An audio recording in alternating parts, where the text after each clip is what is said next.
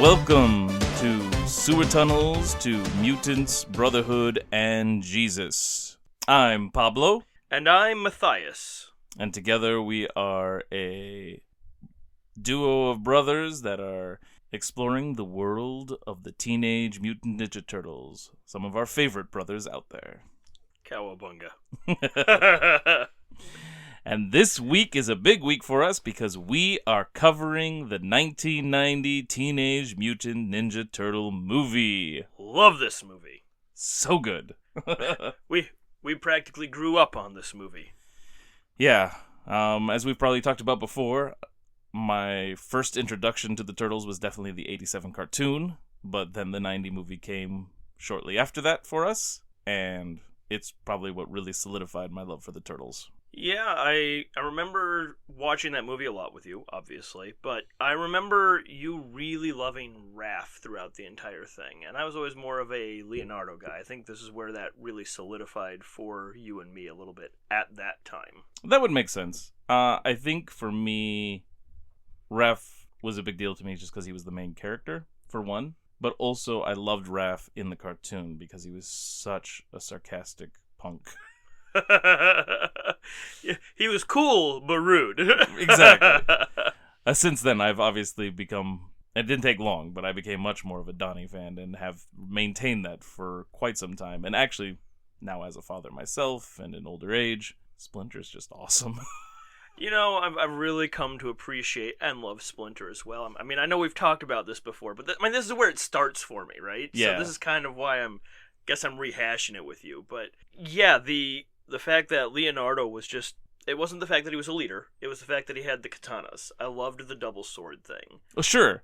And there was enough of him in the movie with a lot less of Michelangelo and Donnie, I feel like, that I just kind of, they're alright, they're fun, they're goofy, but I really liked the swords. One had a stick, and well, sticks were fun, I'd pretend sticks were swords. Yeah. And the other one had sticks on a chain, and I guess I really didn't understand nunchaku at that time, because now I think they're cool. Yeah. But yeah, as at old age, as you're saying, getting older and having kids and everything else, Splinter is where it's at. Right. I love Splinter. Definitely. Well, and for me, with like as far as the weapons are concerned, you have the swords are always cool. Katanas are just cool. I love them. I love samurai stuff and everything, which is a draw to Leo for sure. Because if he's out of the ninja that they are, he's the samurai. Totally. And so I do like those, but I thought the size were just such an interesting weapon, even though they're not necessarily supposed to be like a real weapon all the time. They have the defensive purpose to them. They're salad tongs. But then I don't know. I think my love for the staff is part of the reason I ended up loving Donnie, and the reason I love the staff is probably from things like Robin Hood, Prince of Thieves, and Gambit. Interesting that you bring up Robin Hood on that one. I can make the connection. I just don't ever think of Robin Hood and bow staff. Right, you think bow and arrow. Right, exactly. But he does have the fight with Little John. And I loved that scene. I don't know why, but I've always loved that scene. It's a well done scene. That's why. He wins by thinking that Little John thinking he's drowning. And he's just like, put your feet down once he yielded. That's true. They pulled the trick in there, and I do like that stuff. And that is a very Raph move, if I ever thought of one. Yeah, I have a lot of Raph in me, probably. Raph would have probably just drowned Little John, depending on if we're going with the comic Raph, the book, or the movie Raph, or the cartoon Raph. For sure. But let's, I don't know, I kind of want to get into the movie at this point, instead of going off all the side tangent Well, stuff. before we do that, we have a couple things to take care of. Like, first of all, we always like to have some tea. Mm-hmm. What are we drinking today, Matthais? Well, today we've got a green tea. I figured green because of Turtles today with the movie. We change it up, I get that. But, again, Turtles, green, the kind of the heart of where it began for me on that love of Turtles. So that's why we're going with it. But it's a passion fruit green tea. It's called a New Delhi tea. And, I don't know, I've let mine cool off a bit. We had a few things to take care of before we started here. But even slightly chilled, it's not bad. It's probably more room temperature, tepid, I'd say. Yeah, mine's definitely a little warmer than room temperature at the moment still. And it is really good. I do like it. Yeah, the green tea side of it is really subtle. The passion fruit actually is a lot more noticeable than you'd usually get in some of those flavored teas. I've had this one a couple of times in the past already, and knowing I'd enjoy it, I didn't want to bring something I didn't enjoy. So, but yeah, I enjoy it, and as usual with the teas and stuff, there's some that are fantastic, and there are some that are bad, and sometimes it's just a matter of how long you steep it. I actually oversteeped mine. I think you oversteeped yours too, according to the directions. Sure, but I think it's great. I like the extra flavor. The extra flavor, it did not turn bitter or anything. So if you're interested in checking out New Delhi tea, passion fruit green tea is not a bad choice if you're getting into it. And I've always found, like when I was growing up, I always hated tea. I was like, why do I want warm water? I don't like warm water. I like cold, refreshing water. That's because you're a weirdo. Yeah, but I have obviously, again, in the old age, right? I have learned to appreciate tea quite a bit. Right. Makes me wonder if Splinter liked tea when he first tried it. Well, if we're going with the original Splinter, who was a rat, probably not. I don't know, if we're going with the original Splinter who was a rat, he probably did. Rats don't seem to be too picky on what they're consuming. Yeah, but he probably didn't like it. That's probably not what he sought out. That's a fair point. I would agree with that. Although if you think about it, if you drank sewer water, I mean, what is sewer water but tea that's steeped in sewage? Oh, jeez. Sorry, didn't mean to make you vomit in your mouth there. I apologize. Oh, it's all good. So what do we got for our food today? I mean, obviously we know it's some form of pizza. Yep, and we generally go with frozen variety. We specialize it up every once in a while, but this week we have the fantastic Roma original pizza. Ooh. And our toppings are going to be pepperoni and sausage and cheese. Pretty basic. I clearly let Pablo pick this one out because, as you already know, he's not a fan of exciting toppings. He's no Michelangelo in that way. Definitely not. I don't find Roma to be a bad frozen pizza as far as frozen pizzas go by choice. Jack's is also a somewhat palatable one. If I go with a frozen pizza that's cheaper on those ends, though, I really enjoy the Lots of Matza. I feel like that extra cheese on it just really helps bring the cardboard crust to life a little bit. Sure. Yeah, we did Jack's before. I think that's the one we started with, just because that's what we grew up with all the time. Right, yeah. And I mean, I think I like it over Roma. I know other people have differing opinions on that, but that's fine. It's been a while since I've Jack's now. But as far as like some of my favorite frozen pizzas, is probably like I don't know the brand name. Like I see it, I think it's like Mama Cozy or something. I might be getting that a little wrong, but usually get them at like an Aldi or something. Sure, yeah. And there's plenty of great frozen pizzas, but if you're going with a pre-made pizza like that you're going to bake at home, I really like going to some place like Aldi's and not getting their frozen, but their fresh-made ones that you're talking about. Oh, yeah. Yeah, you usually get really big ones that way, too, which is always a benefit. Yeah, I like to get them, there's whatever pizza chain it is that you can buy, like the frozen pizzas, or like the Papa Murphy's. Papa Murphy's. Those are really good, too. Yep. Man, you're usually not this far off on your game when we're talking about pizza. So, and anyway, moving on. The thing with the frozen pizzas is that it's always good to be prepared to add other things to it. Like today, I've just threw salt on it. I'm going pretty basic, just trying to recreate my childhood a little bit. Yeah, these days I often add this. I have a trio of things I add almost every time, and that's garlic salt, crushed red pepper, and regular salt. We already know you're all about the variety. I love salt. But I mean, I've thrown plenty of things on my pizza over the course of this show already. I mean, olives, not baked into it, which is better, but right from the fridge. Yeah, Parmesan's always a decent choice. There's plenty of spices like salt and stuff, and you can go crazy. I mean, I remember the dessert pizza we had. That was fantastic. And thanks for the crunch. I can still hear out of this ear. Pork rind? Pork rind. Oh, are there any other housekeeping things we need to go over? I just kind of thought it would be just going to go over what's been going on in our life so far. I know not too long ago we got a new DLC for Splintered Fate. Oh, yeah. Which we've been loving. It's great. You get to play as Casey Jones in that one. But we also have a whole new stage, which is super cool. You do, but I want to talk about Casey. Sorry, go ahead. Goongala. Goongala! He's slow, but he's powerful. And I really love that he breaks the armor of the enemies when you use your special. And so for that reason, as long as you can maintain your dash properly, he is fantastic. Yeah, I really love upping the ricochet count on his puck. That does break the thing, because when you get like a swarm of enemies, especially when you're up to the rooftops and stuff, watching that thing just bounce around like mad is it's so satisfying.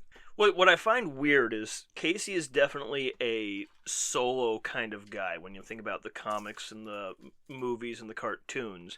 He often teams up with people, but he is his own main character in his world. And yet in this particular game, he is a much better character when he's played with somebody else. When we play together, I like him so much more because I can hockey puck and break a bunch of people's guards, allowing you or whoever else is playing with us to take him out a lot quicker and easier. For sure, like having Donnie show up and do the spin attack and hit everybody. It's fantastic, exactly. So I do like him a lot. I just find it interesting. I don't find him a very strong solo character to play through the game with. All right. I don't know if I've done a whole lot with him solo. I don't play solo a lot anyway, because the kids always want to play with me. But it's interesting that you think that, because when I think Casey Jones, I think Raphael. Naturally. But think about the original comic, right? Who was he before Raphael? He was his solo vigilante guy. And this is true, although I think in the comic it seemed more like he hadn't even necessarily gone out and done it yet. It was like his first... Like, he finally was fed up with all the crime. That's a fair point. And it could be interpreted both ways, I Absolutely, suppose. absolutely. I always tend to think that he's been doing it for a while. It's just, again, I think that I pull a lot from the movie. It's why I keep trying to skip over all of our housekeeping things, is because I love this movie so much. And so, yeah, I often confuse things with the movie, and I know I shouldn't, but I do. So, yeah, when I think of Casey, I think of a solo guy who sometimes teams up, much like I would Spider-Man or somebody of that nature, where they team up occasionally, but ultimately they're a solo character. It's funny you say teams up occasionally, because he has like a whole line of comics that Spider-Man... Oh, well, it's Marvel team up, but Marvel team up means Spider-Man with somebody else. Don't be trying to make me wrong. I mean, it's not what he does mainly in his own comic. I get that, but it's just funny that you say that. There's plenty of exceptions, okay, granted, but yeah. I guess, though, when we think about the comics and the movies and cartoons, is that whenever you do see Casey, very rarely do you ever see him going off on his own, and when he does, he usually screws up. Yeah, that's true. And that's fine that you conflate them. Like, I think that's very fair. Like, that's what Turtles has become for a lot of people, is it's like a mixture of everything, right? And that's why I really enjoy, like, the newer comics, the IDW ones, because that they took everything and tried to, like, make it all, like, one cohesive thing. I like that thought process, but at the same time, I have to admit, I am dreading watching that new Turtles cartoon one. I've still not watched it, and I will only do it when we get to that part of the show. Are we talking about Mutant Mayhem stuff? Not Mutant Mayhem, no. The Rise of the Team. The Rise, yes, yeah, that one. That only lasted a couple seasons.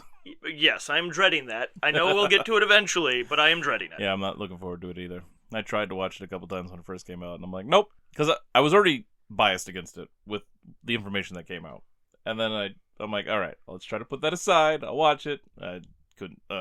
Nope. But maybe we'll be pleasantly surprised by the end of it. I'm not getting my hopes up. As of right now, I'm already biased, and I heard things that made me more biased. I've heard things from you, and there's just nothing that's easing my concern about that one. Not mine either. So when we say a combination of everything, that one I feel like could get thrown out. I'm with you. All right.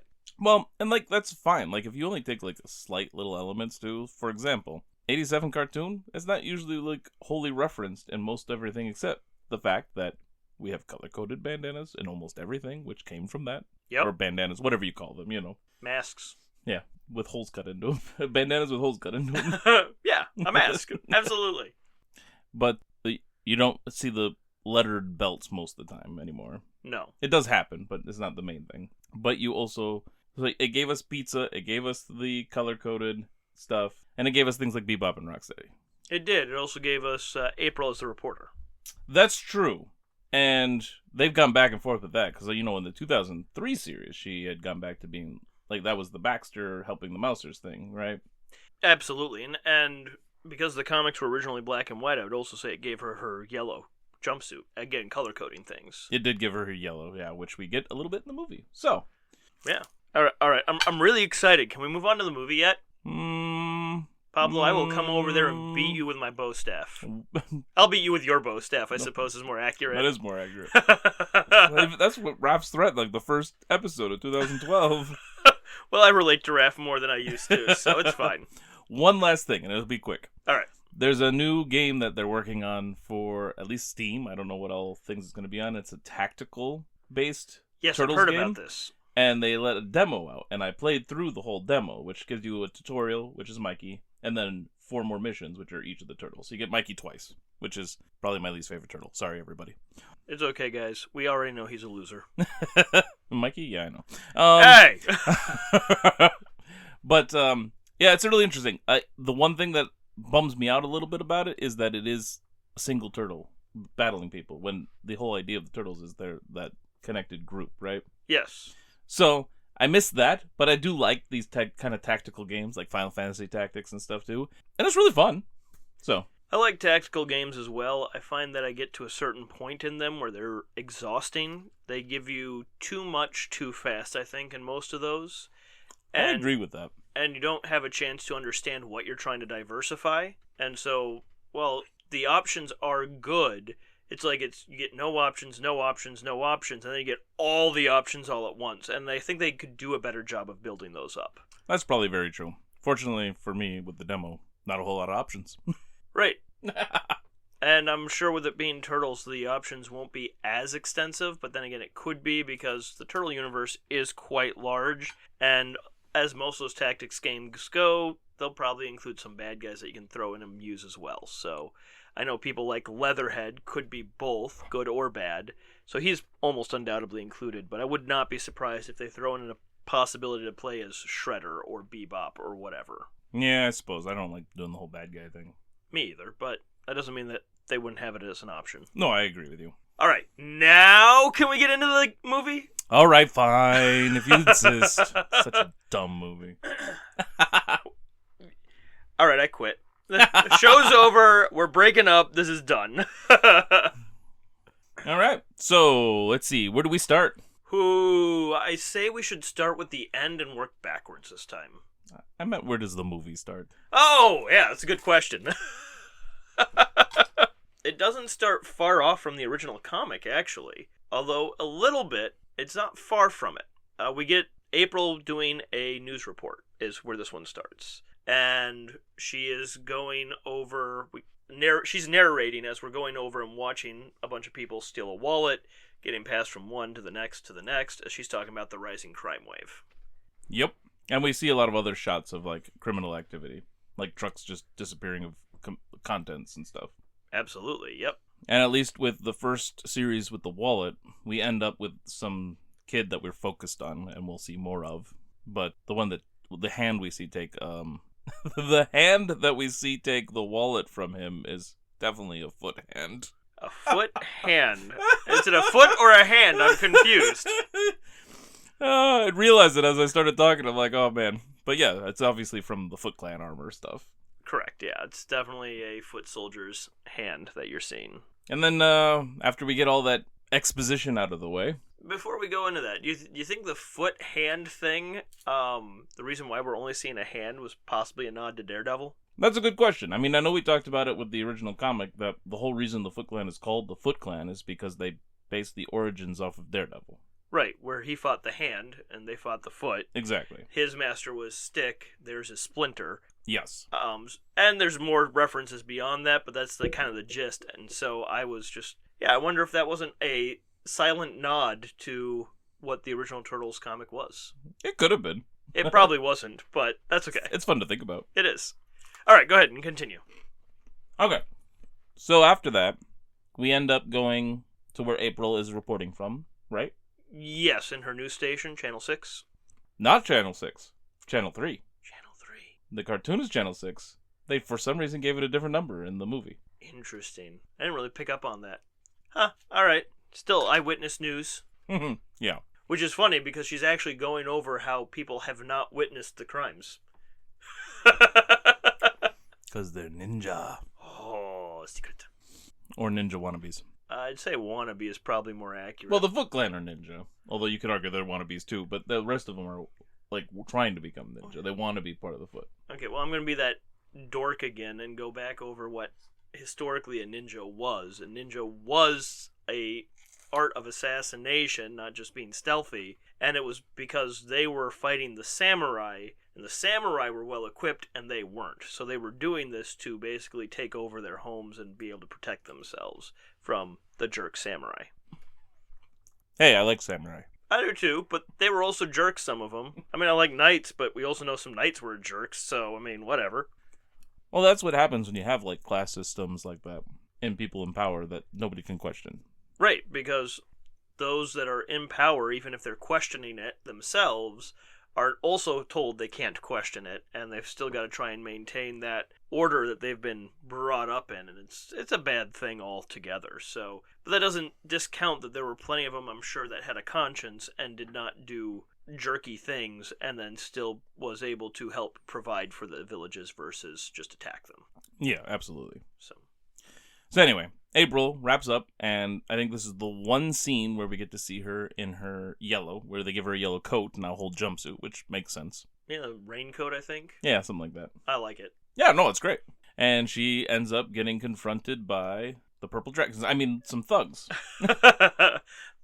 What's interesting is, I'm trying to remember the comics at the moment, but I know in the cartoons quite frequently the Purple Dragons and the Foot work together. And that's kind of what this feels like, because these guys, you actually see them later in the movie as well, but we know that they're working with the Foot. Right. So, in many ways, they are the Purple Dragons, just not in name. Yeah, absolutely. And, like, the way they designed this movie, there's really no reason to ever give them a distinct personality and name because they're just working with the Foot. But you can very easily see that they could have easily been the Purple Dragons that ended up working with the Foot. Right. So, and it's great because that is the first combat that the Turtles have in the very first issue, is with a bunch of gang members of the Purple Dragons. Yeah. Again, this is why I say the movie starts not far from the original comic. Yeah. It's not the same start, but it's not far from it. Correct. And at the same point, I love the introduction here, where she's coming around the corner, and they're sitting there ransacking the van, essentially. Yep. And it's a very calm kind of conversation that's happening. You feel the tension in the movie, but bad timing. Yeah. It's like, you're telling me, and she's just kind of backing up slowly, getting ready to run, and that's, when the action starts. That we don't actually get to see. Yeah. Well, before that, too, we get a little scare for her before she meets the thugs with a rat. So we know that she's, prejudiced against rats right off the bat. Which is weird. If anybody's been to New York City, you know that you got rats kind of everywhere. And you don't like them. Yeah, but you don't jump onto a can every time you see one. You'd never go anywhere. Maybe she recently moved there. That's not true. That wouldn't work. I like the attempt, but I'm going to say no.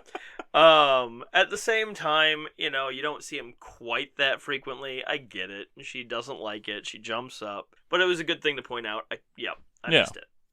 So then also among the gang members, something that is a piece of trivia that I've always found fascinating, because obviously when I watched it as a kid, I didn't know this guy, but the actor that plays kind of the head thug there, who shows up later in the movie too. Do you know him?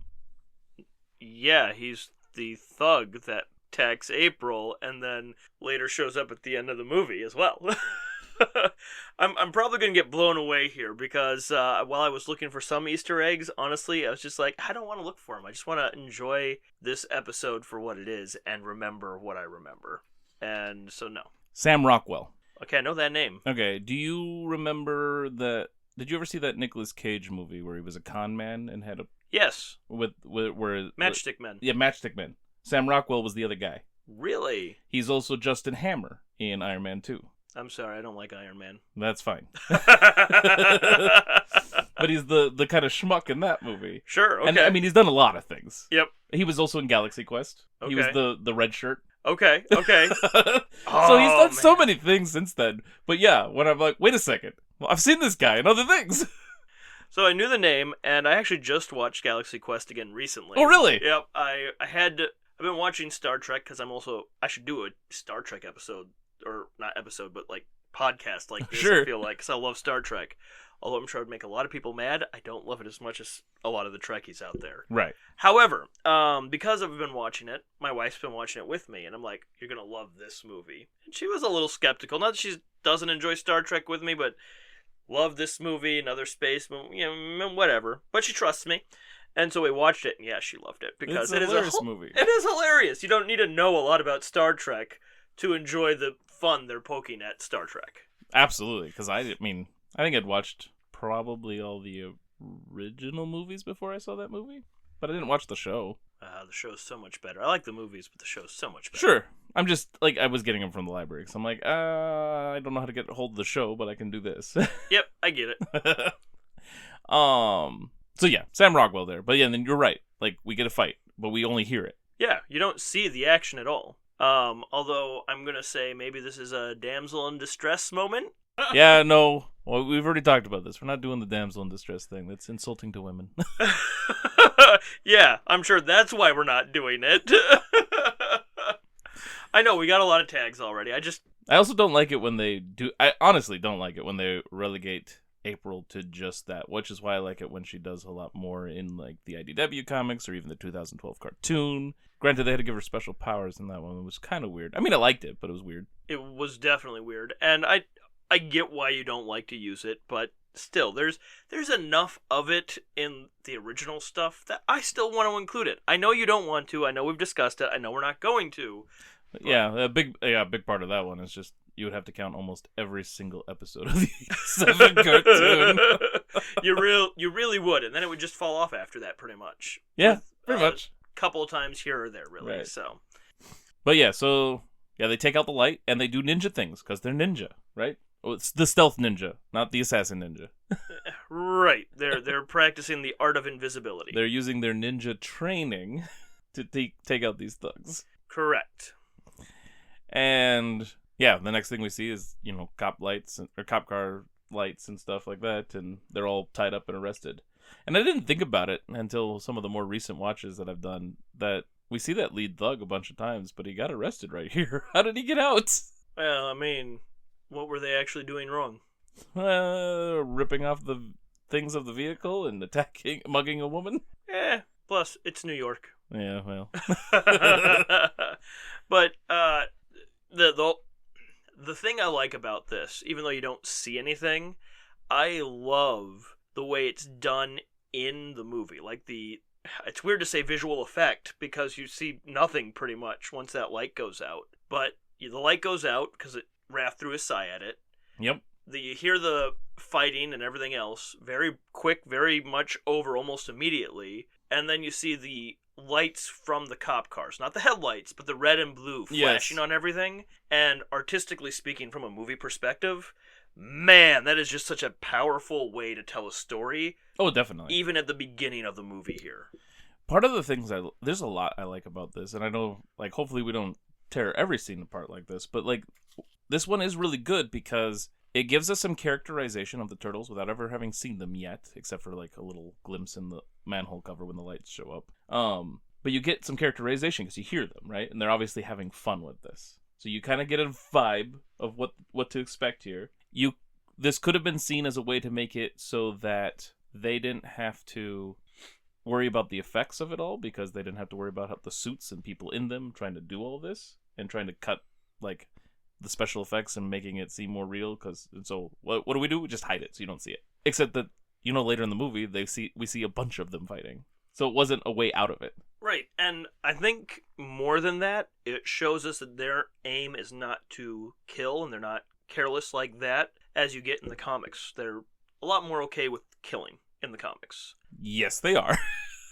Issue 1. And we know that the cartoon, they're not, and in the movie, they're not as well, but this kind of establishes that we're going with the cartoon mentality, because they're tied up. So we don't have to see the fight.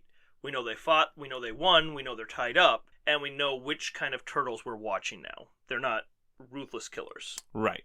Another aspect, though, and I think this is part of the reason they did this, and it was just convenient that it's also hidden, is how many times do the turtles fight people that aren't in a foot soldier costume? That is an excellent point. I They didn't even never think of that one. do it. You dehumanize the other ones, just like they do in the cartoon where they're machines. So it's Literally not dehumanizing. as big a deal to beat up these guys, while you don't hit the ones that actually have faces.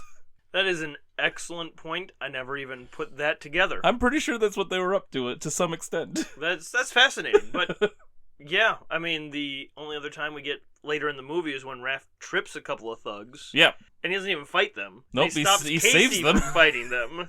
But let's jump ahead. Let's go back to where we're at. Yeah. Oh, so anyway, he loses the Psy, Raph does, because he threw it out there and he didn't pick it up during the fight, and now everybody's there. But April finds it and she bags it.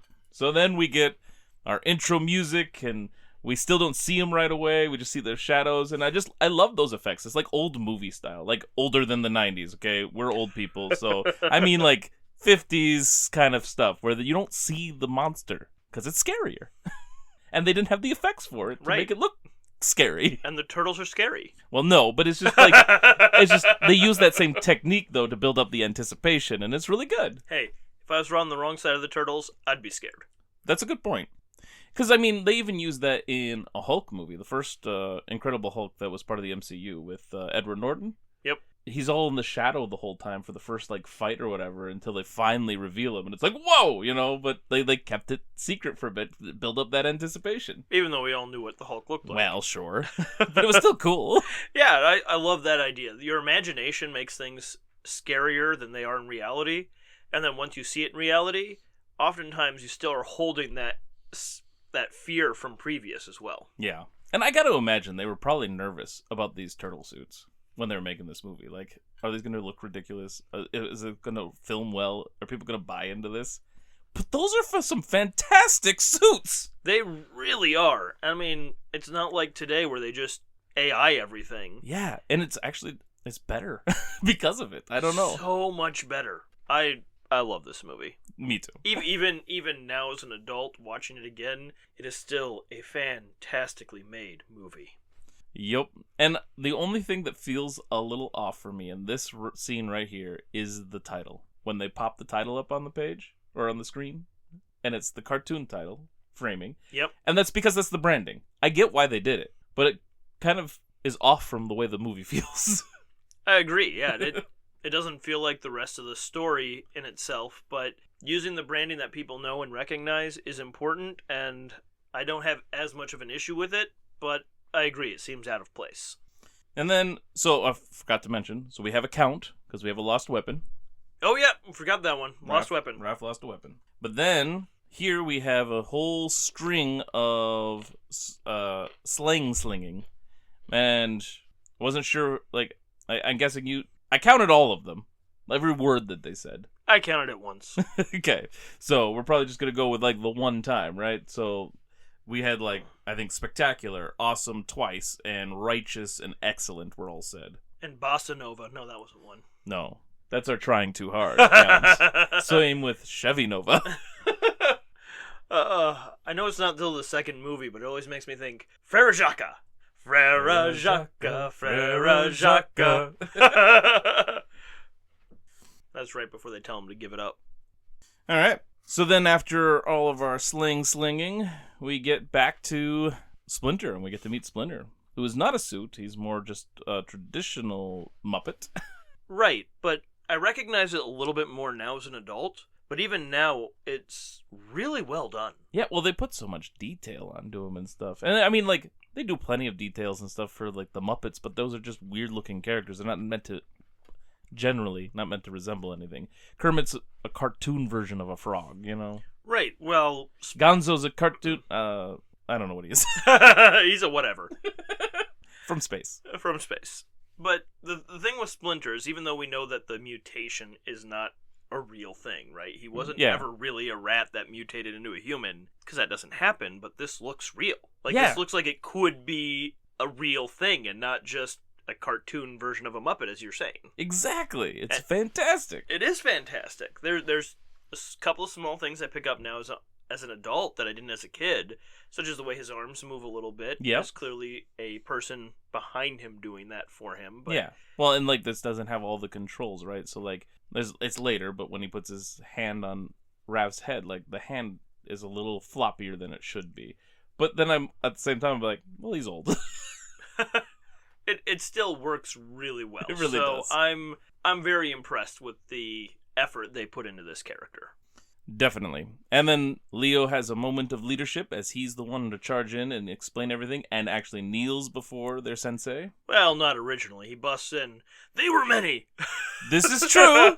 We had our first real fight. And he was about to say they kicked their butts, but he cleaned up his mouth and quickly went into good student mode. I really like that because it does show again that excitement, that jovial, but just that lighthearted nature they have going into combat. It's not just a fight. They've been practicing it so long they get to fill the purpose for which they've been practicing, and that brings them some great joy. Just like when it comes to us with Christ, when we actually get to do what God wants us to do. Oh man, that's just, you get that joy, whether it's, fighting purple dragons, I guess. Hey, there's something compared to a dragon that we're supposed to fight. I'm just saying, biblically speaking. Sure, and there's plenty of battles. I mean, I'm still. That's not the message I'm trying to bring here. Right. It's the God tells you to do something, he prepares you to do something, and then you actually get to do it. It feels good to fulfill that purpose. Totally. And that's what the turtles are experiencing here. Yes. And then they get to go to their master who taught them how to do this, and they're excited, and then it's like, oh, wait a second. Just like when we go before the king sometimes, God, we have to pull back ourselves a little bit and be like, wait a second, I need to be in reverence of you. You are amazing. Thank you so much. Yeah. And sometimes the joyful lightheartedness is also a good thing. So. He does like us to just come to him, but there is an element of worship too, right? Absolutely. Yeah. But also expresses the fact that they're, young. Teens? What? Huh? Which I know is something that they've highlighted in the newest version of the Turtles, the Mutant Mayhem Seth Rogen Turtles or whatever. It's like, hey, they're actually kids, That's right. They still had some of that in the other ones too. You see it differently. There was a lot of things I liked about that movie and a lot of things I didn't, but that's for another episode. Oh yeah, absolutely. And then Splinter has a Sensei Splinter moment as he is making sure that they were staying hidden and nobody saw them, which they confirm, and then he just expresses just how important that is. And they don't even fully understand how important that is and why. In fact, even Splinter in that moment might not even fully understand why it's important, because he has plenty of good reasons and does know why it's important, but there's the moment later that they are found out and then Splinter goes missing. Yeah. Which is also part of his message here. It is. It's so veiled, especially if you're a kid, where he's talking about, not always being there, even though they reference it again later in the movie. But Mikey ignores it, so do we. Right, because most young kids relate more with Mikey than anybody else. No Right. matter how much we like some of the other ones better, most kids tend to relate with Mikey the best. Yep. Speaking of Mikey, there's something fun he does during this scene. Yes, well, then Splinter's going to lead him into meditation. No, not quite yet. Mikey's on the phone. Splinter's still going over things and stuff, and Mikey's very loud and boisterous, saying pepperoni, sausage, and no anchovies. You put and then Splinter disciplines him. Yes, we got a discipline moment. Yep, where he throws a book at him. Kind of a weird discipline. A decisive discipline moment. It's one of those weird ones where it is and isn't. It's a, hey, pay attention, but there's discipline in that as well. Oh, absolutely. Oh yeah, and the clock's ticking, dude. And then the Leo and Donnie look at each other and kind of laugh a little bit, knowing the whole thing with the pizza going on. Right. But then after that is when Splinter says we should all meditate on the events of this evening. Yes, and before that, there's a little bit of a brawl between Donnie and Raph. Oh, good point. Because yes. he's like, I lost my sai. And Splinter's like, it's gone. But I can get it back. It's gone. And then they punch each other in the arm a couple times. Well, doesn't that start because Donnie actually tries to comfort Raph by putting his hand on his shoulder? Yep. Raph did not like that. He was in his rage moment. Raph rages. Yes, a Raph rage. And starts shoving, and then Donnie, being the brother that he is, shoves back, and there's a little bit, and that Splinter actually calls him out on that, doesn't he? He's like, hey! Yes, he gets the stop. Not quite a decisive discipline, but almost. Yeah. If he had done a little bit more, I think it would have been. I agree. I think it's a result of good discipline, though. From previous times, he's probably disciplined them. Oh, for sure. If he says something and they stop, there's some authority there. Definitely. But then yes, the meditation, and all of a sudden there's a record scratch, and we get tequila. Is it tequila or is it ninjutsu? Apparently it's ninjutsu in the Donnie Mikey version. And we have a Mikey Musings. It's sort of like meditating. I love that so much. I had no idea what I was doing when I was a kid mimicking that one. Nope. But I loved it. Absolutely. And then shortly after that, Raph decides to go out. Yes. Hey, where you going? Out to a movie. That all right with you? And then off he goes in his wonderful disguise of a trench coat, which I believe originated from the cartoons. I don't remember it in the comics. Yeah, I think they used them at some point. I'm trying to remember now. But yeah, definitely used in the cartoons, along with those creepy human mask things that they wore that looked ridiculous. But the backpack is a good touch, though, because it hides the shell. Yeah, I like the backpack they throw into that one. But otherwise, it's just a bogey hat and a trench coat, and it's kind of like, I don't know. Especially if it's night, people aren't paying attention to everybody going right by them, right? So, and it's New York City, filled with weirdos. Also true. I mean, we're going to get there in just a second, but I mean, just think about how Casey originally describes him as just a punker. I was thinking of the taxi driver. Was not phased at all. No, not phased at all. But yes, so Raph goes out, and then I think we actually, by that point, we could probably cut back to Mikey waiting for pizza with Donnie. Yes, I don't remember the order at the moment. My brain is blanking on that. Yeah. And I literally it's just watched up. it again. Yeah, me too. But it's chopped up. We go back and forth a bit. We do. Because they cut the pizza up, too, later, before Raph comes back. So Correct. So, yeah. So we have Donnie show up with Mikey, and Donnie's actually, like, asking questions about, Splinter's lesson. And Mikey's like, late. Pizza's late. Pizza dude's got 30 seconds. Pizza. They mentioned pizza. That's true. They've mentioned it. They actually mentioned it twice through the tunnels in the beginning. They talked about wanting food, and they mentioned pizza twice. Oh, I forgot about that. So You're right. we have a couple counters there. And then, yeah, when they're waiting for the pizza dude. And then when pizza dude shows up and is looking for 122 and an 8. 122 and an 8. Great. Where the heck is 122 and an 8? You're standing on it, dude. And he gets paid $3 less than he's supposed to. And why is that? Because he was 2 minutes late? I think so, yeah. Yeah. But more than that. Right. Mikey says, wise men say, forgiveness is divine, but never pay full price for late pizza. Which he says pizza, so another count. That's right. Cowabunga. Don't get a lot of those counters in this one. No, we don't. You can suggest that there's 2 cowabungas. You could also suggest there's 5 cowabungas. Yeah, I've heard it both ways. And then I think right there it cuts right to the pizza cutting, right from that scene. I believe so. The new Turbo Ginsu. Another Mikey musing. Oh. But then I think we finally go, after the pizza lands on poor Splinter's head. Kids.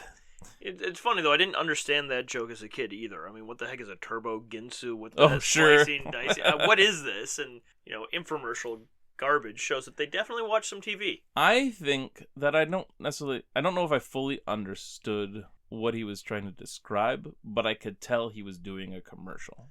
Same. Yeah. Which was good enough. The joke landed for me then. Mostly. Yeah, so then we go to Raph. He sees that they're playing Critters, and he's like, where do they come up with this crap?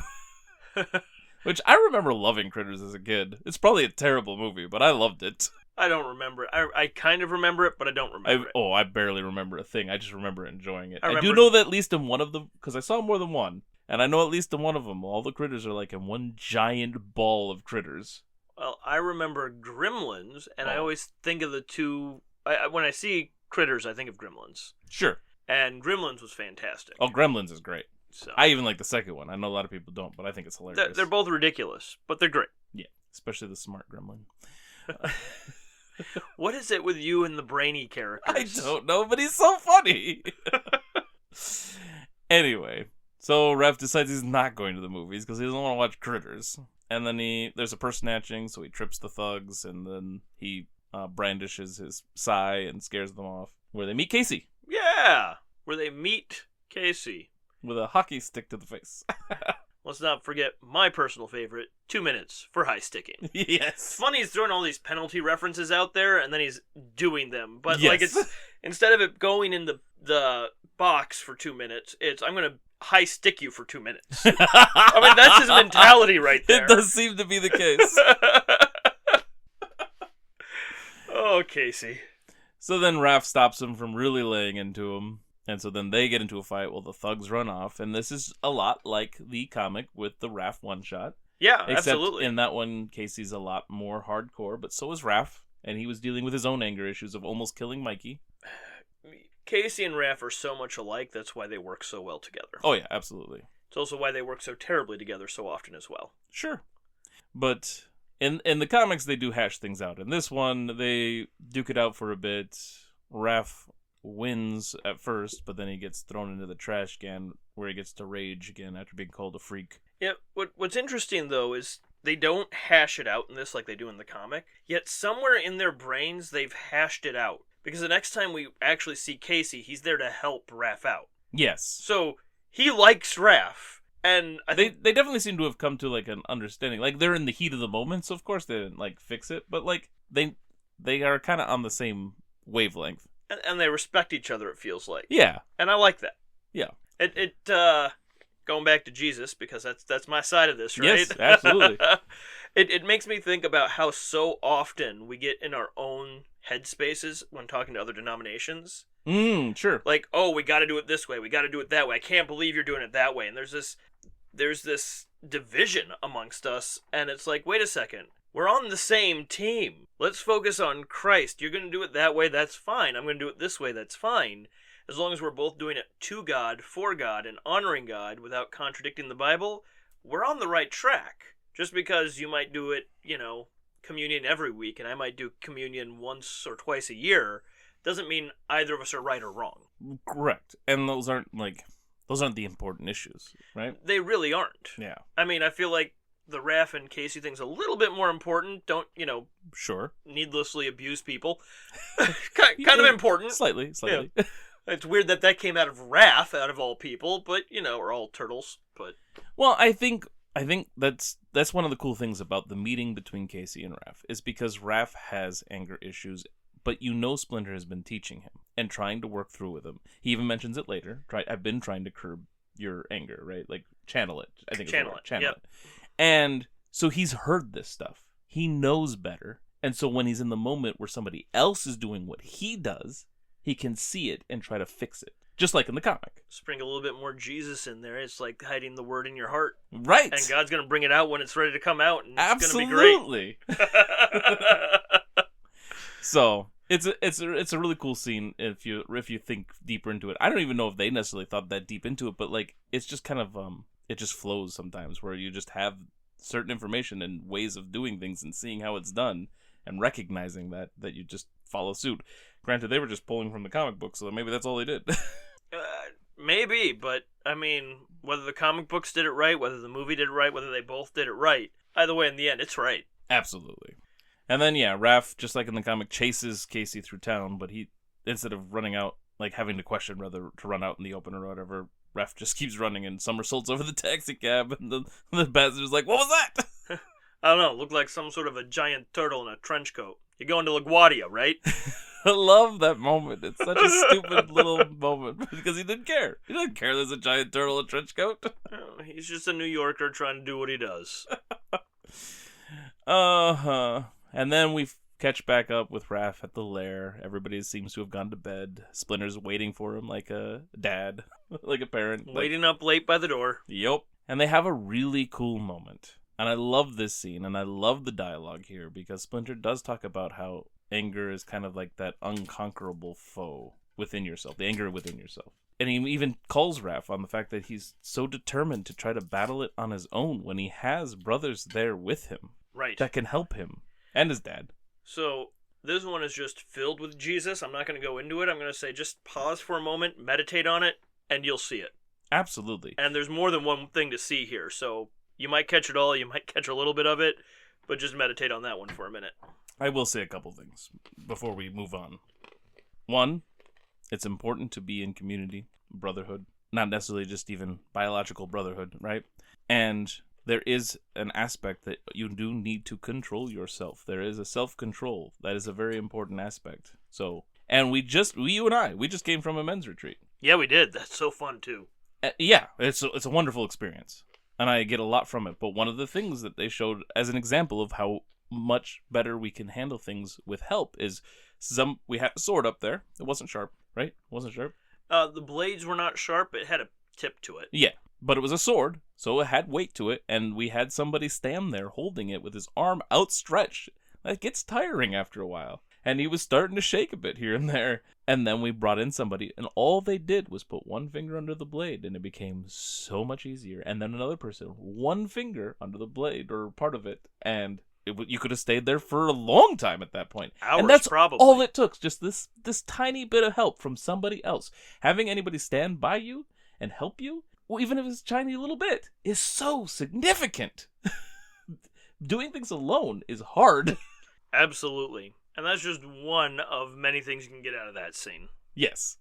And we didn't even hardly scratch the surface of how deep we could go into that concept. Oh, yeah. Well, there's a lot. So yeah, as I said earlier, meditate on it. I could spend the entire episode on this one scene. And when he says meditate, don't just play tequila. Dun, dun, dun, dun, dun, dun. Well, it's like meditating. Oh, all right. So then after that, where do we go? Oh, that was another Sensei Splinter moment, just so you know. Yes, it was. After that scene, if I'm not mistaken, we go to the next day where he's following April around. No, I think we cut to April at her home with That's Charles. What I'm missing. Yes. I know, I couldn't remember either, but it's Charles at April's apartment. Yes. With Danny, and this is where Danny steals the money, because he's listening to his headphones. Yep, he's listening to his headphones, stealing $20 from her. We get a little bit more of Danny and Charles. Right, Danny's the kid that stole the wallet earlier in the movie that had the foot taken from him. That's why we highlighted him. And as far as I'm aware, and I double-checked it, and so it still seems to be true as of right now, Danny and Charles are only in this movie. There's no other media with them in it for the Turtles. That's interesting. It seems reasonable, but yeah. You know, they were made for the movie, they're only in the movie, and then there's nothing more about them in the lore anywhere else, which is a little fascinating, because Danny and Charles, while Charles may not be as central, Danny is kind of central to the plot, and how it progresses in a certain way. Charles a little bit, but not as deeply. Sure. But yeah, so Charles is talking to April about easing off on her story about the Foot Clan, because he's getting a lot of heat from City Hall. Nope. That's a different scene. No, it starts here. It comes later, too. This one is about the mugging. That's right. He's like, why did I just find out about it now or this morning or whatever? I'd like to know when one of my best reporters is mugged. So that was more what that was about. Danny, will you tell your father to relax? I wish. We love this movie too much. All right. So, and yet we're still messing things up. What is wrong with us? Right? I literally watched it this morning. I watched it last night, so. So I don't know a whole lot that we get established here, except that we now get to see Danny again and realize that he's a character that we need to recognize. Stealing money isn't really important, but there's a payoff later. And we get April's boss, so we have a little bit starting of that relationship. So when he shows up later, we're like, oh, we know who this guy is. That's definitely part of it, for sure. I think we also establish kind of the person that Danny is right now. Yes, for sure.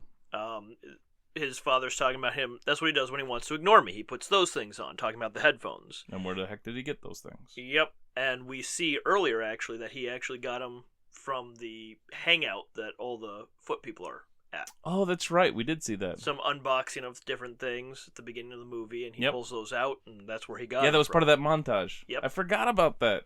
So again, we're just establishing who Danny is as a person right now, and not his character, but his character. And it gives us a little bit more about who April is too. Like, yeah, she's not gonna just report a mugging everyone. Whatever. She's tougher than that.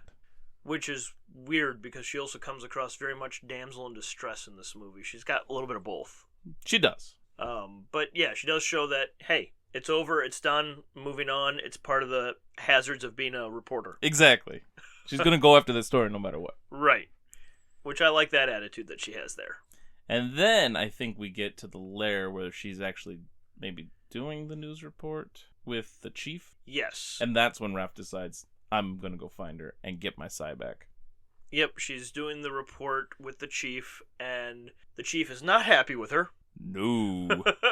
Accusing her of putting words in his mouth because there's no words coming out of his mouth. Somebody had to. But she keeps bringing up the Foot Clan, so she's obviously heard of it. Yep. She talks about how she's heard of it from immigrants from Japan. Yeah, who are mostly from Little Tokyo. Yep. And in this one, it actually gives us some history of what the Foot Clan is, because in some versions, the Foot Clan's very honorable. I mean, in the original comic, Yoshi, Hamato Yoshi, was originally part of the Foot Clan. Oh, yeah. Right? That's almost always the case. And it was a very honorable thing. Mm-hmm. It's even in the 87 cartoon, they do a little bit of it. I mean, it's goofier, but he was part of it. Right, but in this one, it's talking about how the Foot Clan is actually a negative thing. Yes. And that they are a band of thieves that started many years ago in Japan. Yes. Like, there's nothing positive that we're getting out of this story about what the Foot Clan are. This is true.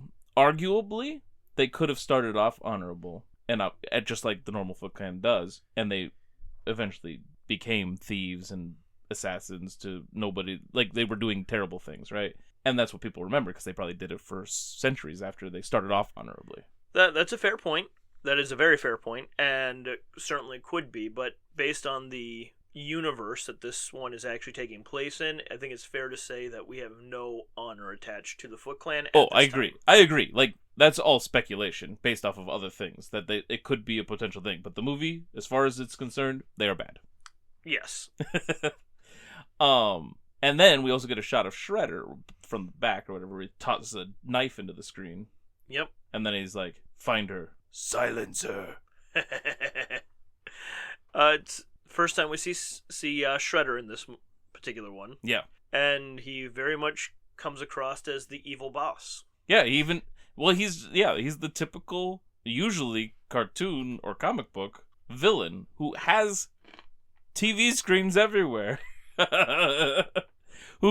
Now, granted, these TV screens are just reporting the news, which is fine, but in so many versions of things, including the Baxter Stockman in the original Mirage comics, apparently have cameras placed all over the place where they can watch things happening.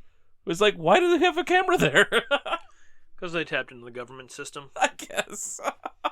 That's why I'm going political here for a minute, but very much not into large governments. Yes.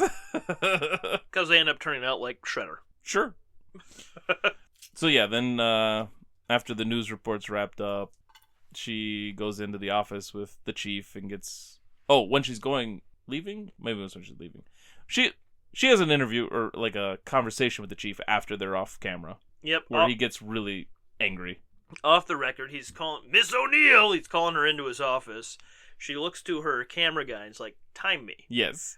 Goes in, has a conversation with him, and yeah, he is livid with her. Oh, yeah. And she's just pushing his buttons. Are you trying to tell me how to do my job? And she comes out of there and it's like, what, 137?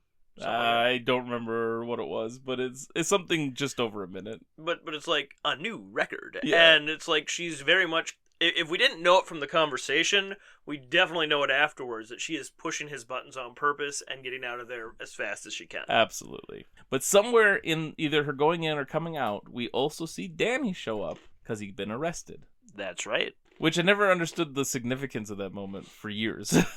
Same. It baffled me for a long time. Even when we see the chief making a phone call to Charles. Yes. Charles Pennington, do you have a son named Danny? It's yeah. like, I have no idea what's happening here, truthfully, as a kid. I do now. And, well, it didn't baffle me either. Like, I'm like, sure, he's a punk. He got arrested. We've seen other people get arrested. They get out eventually, whatever. And he's a juvenile, so you call their parents. Whatever. Exactly! That was my mindset. Exactly mine as well.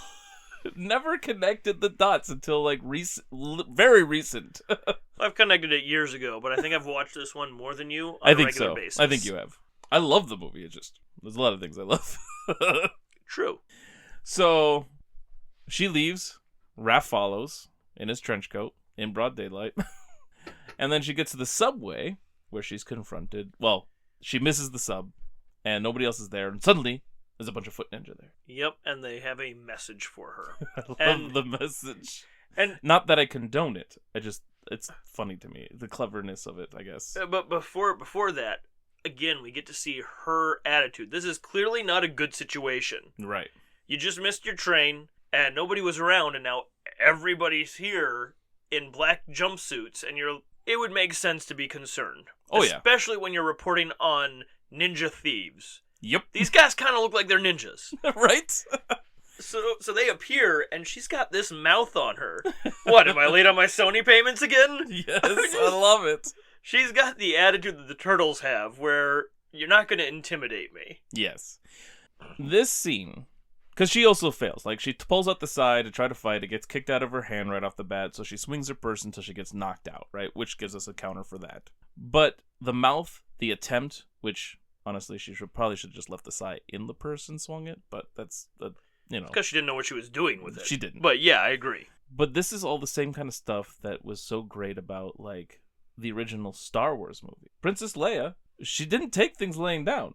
When she tried to do stuff, did she often succeed? No. She got, more trouble, whatever, but she also did get things done, and she had a mouth on her as well. There's this feistiness that you can appreciate. Yeah, and she was still successful at certain things. She's able to accomplish certain things. Maybe not at the combat part. That's fine. Same with April. She's great at pushing people's buttons that need pushing. She does a fantastic job in helping out and organizing and doing so many things. Combat is not her specialty. No, at least not in this version at this time. Correct. But of course, Raph was following, and so he gets to pick up his sai, so he's got his weapon back, and he kicks some foot ninja butt. And there's a lot of them. There is. He does a good job. Yep. He's good at fighting off hordes of ninja. Yes, he is. And then, of course, he picks up April, jumps into the sewer, the subway line, which leads to the sewer eventually, but yep. And then follows that down, but he is being followed. So as much as he's trying to be a stealthy ninja, I think this goes into the counter there where he's seen. Yep, I think so. So, but would you count that as separate from the actual peeking through the door later, which is part of that whole following? I think so, because this is him just being followed. Yeah. The other one is the other one seeing all of them and nobody's noticing. So although it's kind of the same thing, I feel like they're two separate instances. Like if I followed you into your house and you didn't know it, and then your kids didn't see me, I'd count that as a second success. Sure. On my part. I get what you're saying. So yeah, then he shows up back at the lair with April on the couch, and it's one of my favorite lines where it's like, what are you doing? I don't know. I thought I'd redecorate. A couple throw pillows, a TV news reporter. What do you think? Now, would you count this as a Leo Leeds moment? Because he is questioning the actions of technically a subordinate in some ways? I don't know. What do you think? A little bit of both, yes and no, because he's processing, right? Was this a good idea? Right. I am questioning you because I doubt where your head is at in this situation. And I'm concerned of higher command. Hey, you can lead and still be concerned of higher command. Oh no, I agree. I'm just saying that's part of it. Well, I'm sure that's definitely part of it at that moment. All right, we can count it as a lead. And then Splinter shows up, and Mikey's like, "Can we keep her?" It's a pet. Like it was a turtle that followed him home. Yes. And so then April wakes up, and she freaks when she sees the rat again and the turtles, and then she tries to rationalize it as a dream. So she's dreaming of the rat because she saw the rat, the ninja because she was jumped by some muggers, and the turtles. I have no idea where you came from. Exactly. Why can't my dreams have Harrison Ford? Oh. But yeah, Splinter talks, and she's astonished, not freaked out, but astonished, and she starts to settle down, and then, especially when Splinter knows her name. And then this is where we get half of the backstory we get from the first issue of the Mirage Turtles. Yes. We know that he was a rat that belonged to his master, Hamato Yoshi, ended up in the sewer with the ooze, scooped up the baby turtles that were in the ooze into a coffee can, and then they grew, and we get another slinging here with one of the first words. Radical. And we get pizza. 2 pizzas. Yeah. Because their first words were pizza, and radical. Although their first word in the comic, because they weren't pizza obsessed in the original comic, was Splinter. That's true. So, slight change to the backstory, which we'll get more changes later. but on this one, slight change. Yeah. Well, the other one was more just, the other changes we get is more of just a streamlining. Yes, but it's also a bigger change, technically. Yeah, definitely. I would agree with that. So yeah, April seems to take it pretty well in stride. She doesn't faint like she does in the other comics, but that's because she was already unconscious, so... Yep, and then she speaks about how, I'm not dreaming, am I? Like, up until probably halfway through this story, she probably thought she was still dreaming. Oh yeah, probably. Why wouldn't you? Right, but then as it's progressing, you can clearly tell that this is not a dream, because dreams have that certain way that they're dreamy. Yeah. So then they're going to escort April back to her place, and there's a funny line about being able to smell what street they're on. Get it? Yeah. And then when she gets out of the sewer, she's like, well, I would invite you guys in, but all I have is like some frozen pizzas, which Mikey zooms like cartoonily out of the sewer. I'd say it's the most cartoony moment in the movie. Absolutely. Because it is weird how quickly he shoots up. But it's funny. It is funny. And it doesn't feel like it detracts from the movie, although at the same time it was one of those scenes where I'm kind of like, as an adult anyway, that just didn't quite fit.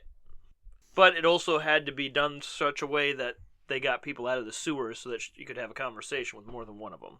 Yeah, but she says pizza, I think, like, twice, because she says, all I have is pizza. Wait, you guys like pizza? And then... Doesn't everybody? Right, and then somebody else says, did she say pizza? And then Mikey's like, yep, pizza! So, like, it's said, like, 4 times, right? Or something like that. Yes, it is. It's shouted quite a bit on this one. And so then... She's like, what do you want on your pizza? And we get a Mikey Musings here, I think, where he's like, the flies, usual. stink bugs. It was a joke. And then you get a beautiful transition to where she is laughing with the rest of them as Mikey's continuing with another Mikey Musing, doing impressions. Yeah, he starts with, maybe I'll fight Apollo, maybe I won't. Adrian! Because he's doing his Rocky impersonation. And then he goes into Cagney. I feel like that Rocky impression is Rocky 2, not Rocky 1, but I'm not entirely positive. Because we know in Rocky 1, Rocky fails. He doesn't win the fight. Not really fails, but loses. And then in Rocky 2, the plot is that Apollo is trying to get Rocky to fight him again because everybody's telling him that he just paid him to take a dive. Oh, that's right. And so everybody's like, is Rocky going to fight him? Is Rocky going to fight him? And everybody's asking. So it's like, well, maybe I'll fight Apollo and maybe I won't. I don't know if it's really either one. It's probably just a mishmash because the whole Adrian thing, that's what he says at the end of the first movie. He just keeps calling out for Adrian. Correct. Which is where the Yo Adrian comes from for that part. Granted, he doesn't say Yo Adrian in the moment. He does say Yo Adrian, I think, in the movie because he just says Yo when he's talking to people. All the time in that movie, yeah. So it's kind of just like, it's just a mixture of who Rocky is, an amalgamation of the Rockies. But what I do love about this particular scene is it brings their world into our world. They're referencing pop culture things for the time that people know and recognize. Sure, yeah. And so now it's no longer just this separate world that I'm watching. It's a world that I live in all of a sudden, and I love that. And it's also the moment they kind of really cross into the outside world from the sewers. Like, they come up and do things, but they're always hidden and stuff, and here they're just joking and laughing with people. Yep. So with that, I'm going to go ahead and present my challenge for this one here for us Jesus freaks, which is when you read the Bible, oftentimes you get things that just don't feel like they connect to you, especially if you're in the Old Testament. I mean, how can I really relate to Daniel being thrown into a lion's den? How can I really relate to Shadrach, Meshach, Abednego getting thrown into a fiery furnace, or David and Goliath, and so on and so on and so on? So my challenge is to find something, especially from the Old Testament, although the New Testament's easier to do it with. Find something from the Old Testament, a great story like that, and connect to it within your life to get to know God better. That's my challenge for you this episode. I like that. That's a good challenge. So yeah, they finished joking around, and they're like, okay, we gotta get going, stuff, and she's like, well, when will I ever see you guys again? Well, it depends on how quickly you stock up on your pizza. Another pizza count. Is that a Leo Leeds moment? He's the one who says it. And he's making a decision for the group here. It was a joke, though. I know. But then... but he does lead them out because, that must be Splinter's favorite. Speaking of which... That's true. He worries. He does lead there. Good point. All right. I like it. But when they return home, Splinter isn't there. The place is trashed, just like in the second comic. But instead of Mousers doing it, we know it had to have been the Foot. Right, we don't have Mousers in this movie. But both situations lead to Splinter being gone. And in both situations, you get a Raph rage moment. Yep, he just screams, which freaks the poor guy carrying his groceries up above. Yep, in this one he screams. I think in the comics he says Splinter's name, though, or Master Splinter or something. Right? Yeah, he says, Master Splinter! And here's where I find a failing on Leonardo's part. Not that I can blame him, but as the leader, he should have been able to try and take charge of that situation, and he was frozen. And he was frozen because it was something that was a surprise to him. He was shocked. He didn't know what to do. Yeah. And now, as the leader, the responsibilities that Splinter had falls onto him. Yeah? His mind has got to be blown at this point. Well, I think it hit them all, like, shocking. Like, and obviously Raph deals it his way, and the rest are more just like, what the? Everybody's going to deal with it in their own way, and I get that. But what I'm saying is, specifically with Leonardo, as a leader, it's a important time for him to step up. Oh, I agree. And he missed it. Yes. Now, I do believe he leads them back to April's. I'm pretty sure that was his choice. Probably. So, there is still a moment there where he probably gets enough together to get them there. But even then, you see all of them just kind of dejected and defeated. Like, what is going on? Our world has been turned upside down. Yes. Yeah, definitely. And yeah, they, as you said, they go back to April's. He's the one in front. She asks what happened, and he's even the one who say, Splinter. Yep. So, they get to crash there, and do we cut to the bad guys at this point? What do we cut here? I think we cut to the next day. Do we just cut to the next day? We don't have a nighttime scene anywhere? I don't remember one. Not even Shredder talking to Splinter or something? No, not here. Okay. No, because as of right now, even though we know that Splinter was taken by the foot soldiers, and even though it's clearly hinted at, you don't know what's happened to Splinter yet. Is he alive? Is he dead? You don't know. Yeah. Oh, no, we do cut to something. This is where Chief calls Charles. Ah, okay, yep. Because then the next scene is the morning, and Charles shows up, telling her, I just want you to let somebody else take over for a bit. Take it easy on this. Yep. And then by the end of their conversation, well, just don't push any buttons today. Right. Because Danny's with him, Yep. who we saw was arrested. Yep. And it's funny too because the door knocks and the turtles are like, what? And then April's like, oh, you better go. And she turns around and say hide, but they're already all gone because they're ninja. Except for Mikey. He's not as ninja as the ninjas. Right. While Charles and April are talking, Danny sees Mikey in the mirror reflection of the dining room table. And so we get another noticed ninja. Oh, Mikey. We almost get one with Donnie jumping up in the bathtub. We do, but he makes it. I just don't want you to see my unsightly bathtub ring. Right. All right, out. I was always confused by that, because I get what unsightly means. Yeah. But as a kid, I didn't. And I'm like, how can you see something that you can't see? To me, unsightly was it was invisible. I didn't know what a bathtub ring was. That's fair. I'm like, what is it? Like, what type of thing do you have in your bathtub that you don't want somebody to see?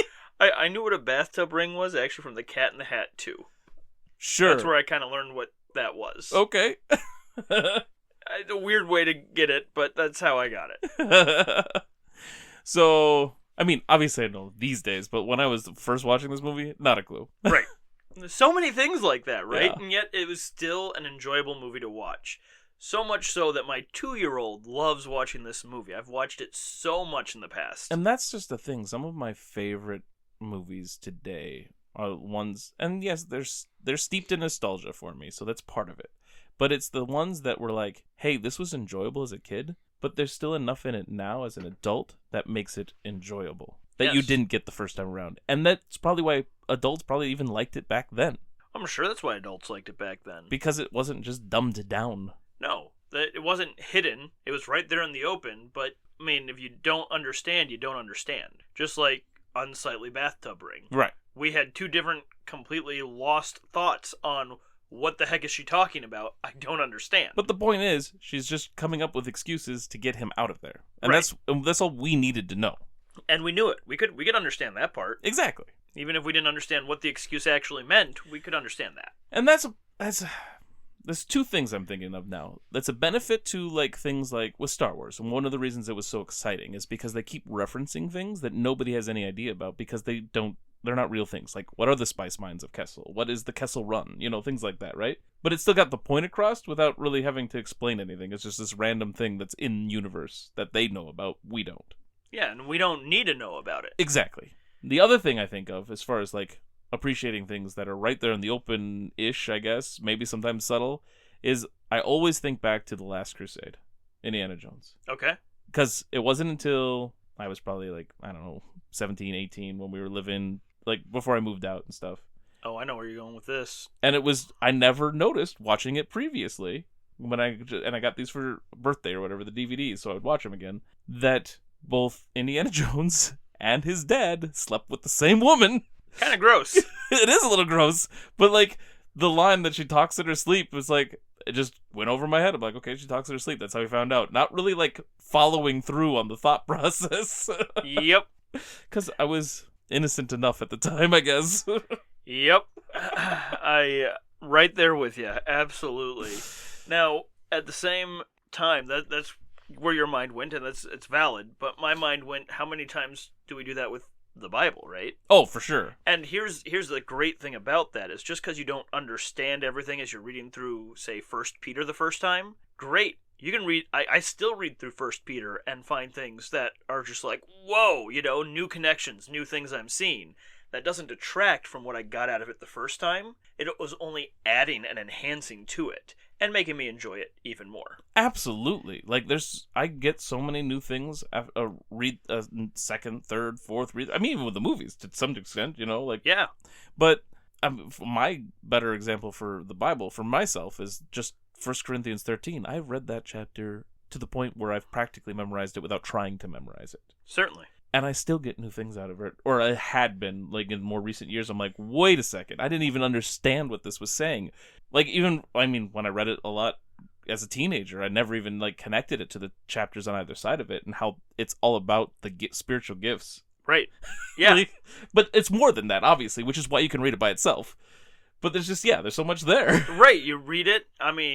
You get the idea. Love's important. Okay, love's good. Yeah. And then you start understanding more about what love is. It's patient, it's kind, it's whatever. And it doesn't matter what kind of great things I can do. Speak in tongues of men and angels. Great. If I don't have love, I'm nothing. Right. And it just keeps building. But even when you get past that first half, of which is all about the love and what it is and isn't, right? You get into the things about how I knew in part, but then I will know fully, right? And in my head, I'm like, oh, well, just, a little bit later or something. No, it's just like when everything is complete. That's what, there's a lot there. Absolutely. But it's talking about that, but it's also talking about maturing in the instance, too, because when I was a child, I thought like a child. I acted like a child. I reasoned like a child. When I grew up, I put my childish things behind me. Yes. And, that's kind of what we're doing with the Turtles here, is we're putting our childish things behind us. Are we, though? We're highlighting it. Well, the discoveries I'm talking about, right? I know what you mean. But we're discovering these things, and we're, like, getting this new depth, and that's what's so cool about it, too. Not necessarily with Turtles, but think about that new depth when we're in heaven. Oh. Wow. Can't even imagine, right?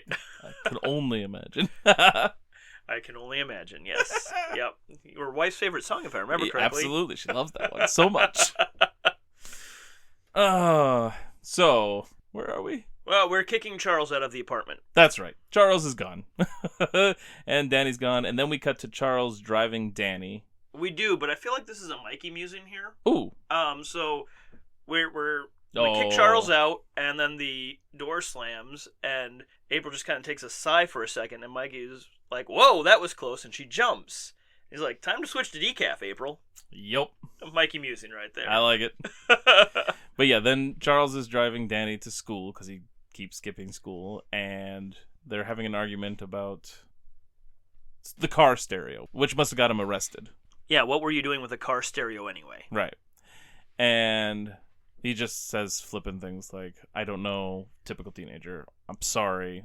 Sorry for what? You're not really sorry. Not as sorry as you'll be when you get back from school. And then so he just slips out of the car and runs away. Yep. And is that where we cut to the hideout then? I think we cut to the hideout there. It's either that or the TV studio, but I don't think we go there. I think we go to the hideout. Where we see them all, like we see the guy that was in the beginning who got arrested. Yep. And he's offering different cigarettes to new people that showed up. Anything you want to do it. Yeah. Somebody runs into Tatsu, and the bald-headed martial art trainer guy, and tells him to go play. We've quoted that one many times. And then we find out there's another, because they're all playing like arcade games and poker, and they're smoking and drinking, and they're all teenagers and way too young for half of this thing, and just doing whatever they want. And I love the concept of this place being here as an example of what it's like to have the freedom to do whatever you want, right? Like, if people wanted to indulge in whatever they want, they can. And this is the result. It is not fulfilling, as we'll see later. It doesn't lead anywhere good. Like, it's not beneficial. You think this is what you want, but it's not. Right. They're giving into their sinful desires at this point. Absolutely. And it is destroying them, and they can't see it at the moment. They can't. They can't see it at the moment at all. It blinds them because they think they're getting what they want, but in the end, it's just making them more bitter, more angry, more reclusive, and it's really separating from not just the world, but even from each other in this area. Yes. And then we get to the dojo area, basically, where they're training to be members of the Foot, and some of the people have the costumes already and everything. And, yep. Well, uniforms, I guess they're not costumes, but you know. A little bit of both. Yeah, true. There's some fighting there, and Tatsu teaches one guy to never lower your eyes to an enemy. Yes, Master Tatsu. But then we hear a gong. Yes. And Shredder shows up, and we get a show-off Shredder as Tatsu shows off his spiky Shredder blades. Yep, and they roll out a red carpet kind of thing for him. Oh yeah, I forgot about that. Yep. And very, very show-offy. And they're honoring somebody who's risen to be a member of the Foot or something. I never fully have understood what's happening here. If it's somebody who just got to become a Foot member, or if it's the Foot guy that discovered the turtles, so he's being rewarded for it. Yeah, I don't know. I always thought it was him becoming a member of the Foot. That's what I always thought before. So that's where I'm leaning, but I wasn't sure. You know, money cannot buy the honor you have earned here today. Yeah. And he puts the headband on him, or the mask on him. Like, he gets to put a mask put on him, doesn't he? Maybe. Yeah, I think you're right. And so, yeah, which is why I assume that he is becoming a member of the Foot. That would make more sense. Yeah, I'm done with it. But then I think what confused me is because this is also where Shredder talks about these freaks showing up and stuff. Yes. Which is why Danny steps forward and raises his hand, because he's seen one. Yeah, which is interesting, because thinking about that, and I was actually really thinking about it as I was watching it last night, is why would Danny volunteer that, hey, yeah, I've seen a giant turtle? But it's because he mentions it first. Shredder does. Yes. If Shredder hadn't mentioned it, I don't think Danny would have shared that with anybody. Oh, no, for sure. But, yeah, and here's an important thing to consider as well. Even though Danny is not a Foot Clan member, he raises his hand to get Shredder's attention, and he says, Master. Yes. So even these kids and these punks and these doing whatever they want to, they still recognize that they are under a master. A father, as Shredder would put it. Yep. Because he does call himself a father to these people that have been rejected by the outside world. He's appealing to the lies that they have bought into about the world. He's appealing to their desire to belong. Yes. And as he's doing so, he's also causing them to not belong to anything, ultimately, except death. Yes. And it's just it's fascinating to me that he has this whole arc and idea about how they are family. He is their father because he wants that loyalty. While we also have Splinter, who's not literally the Turtles' father in this version, or the original version even, but he is their father. He's raised them, he's taught them, and they are a family as well. And it's just so interesting to see the contrast between the two ideas of family here. It is, and what I love about this contrast as well is Shredder has created this family out of a love for himself. Yes. It's a very selfish desire. And Splinter is his family out of love for them. Yeah. And that difference in who you're loving, because Shredder has a love for himself, and he's basically teaching his quote-unquote family to love themselves as well, and really not getting any fulfillment out of anything for anybody in this sense. And you see it clearly in Danny throughout the movie, how it just eats away at you and destroys you. Yep. Yet at the same time, you get Splinter, who is loving his sons and teaching them to love each other and others, and there's a fulfillment they get that sustains them so much more than any of the punks that Shredder has under him. Yeah, that whole idea of, like, for your own benefit, the family is created, right? And sadly, there's families, like literal families, out there that are like that too, where it's like, I wanted kids for my sake, right? Yep. And I think I even had thoughts like that at some point early in my parenting life, or even before becoming a parent, maybe. But, like, there was a point where I didn't even think my wife and I were going to be able to have kids. Sure. And I'm like, that. And so then that was kind of there I went through, like, I'm like, okay, well, that's not what God has in store for me. There must be some other plan. We'll figure whatever that is out. And I was a pretty immature Christian at the time, but I was still able to, like, at least in that regard, accept that, right? I'm like, okay, obviously that wasn't the case, and he did decide to give me quite a few kids. I mean, what are we at now? 55? We just have the 11th on the way, that's all. That's all, just the 11th. So, yes, so many different things to say on that. I could probably just dissect it for a while here. I don't want to, but I'm going to dissect it a little bit, I guess. Sounds good. Oh, that selfish desire. I don't think there's anything wrong with wanting a family for yourself. Like, I don't think that in itself is wrong. I don't think it's bad. I think there's something very natural and normal about it. Sure, yeah. I mean, I grew up always wanting a family. Right. We're created by God, created in His image. We're created and designed to have relationships. Sometimes those are a natural family, and sometimes those are a family we make up of brothers and sisters in Christ. Either way, we're designed for those relationships. But some people want it to make them happy and to just have fun with it, instead of recognizing that this is somebody I can serve and help grow and sacrifice for. Right, and I think that is exactly where I was going with it. Okay. It's what is your desire? I mean, your desire for wanting them in itself is not bad. Yeah. What that desire stems from, why do you want them, is an important question to ask. Absolutely. And it's nothing wrong with wanting a little bit of that, I just want to hold that baby, right? No. Because there's a reason it's enjoyable. Right. I mean, yeah, I want to serve and raise my kids and all that stuff. I do.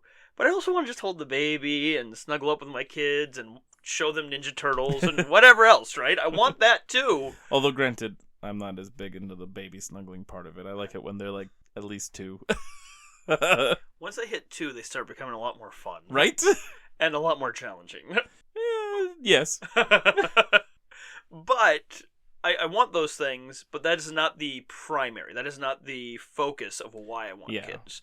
And I think that's the difference that I really want to address. Again, I could talk about this for hours. Sure. But that's the part that I wanted to hit on. Absolutely. So then, yeah, after that scene, and Danny realizes that Shredder wants these freaks found and stuff, we then move on to the news report, isn't it? The news report / them in April's apartment. Yes. Yeah. Because the news report and them in April's apartment kind of goes back and forth a little bit. Because we're seeing her on the TV, and then we're seeing her in the studio. So it's kind of one and the same scene in some ways. Yeah. And so, they're all talking about how pretty she is.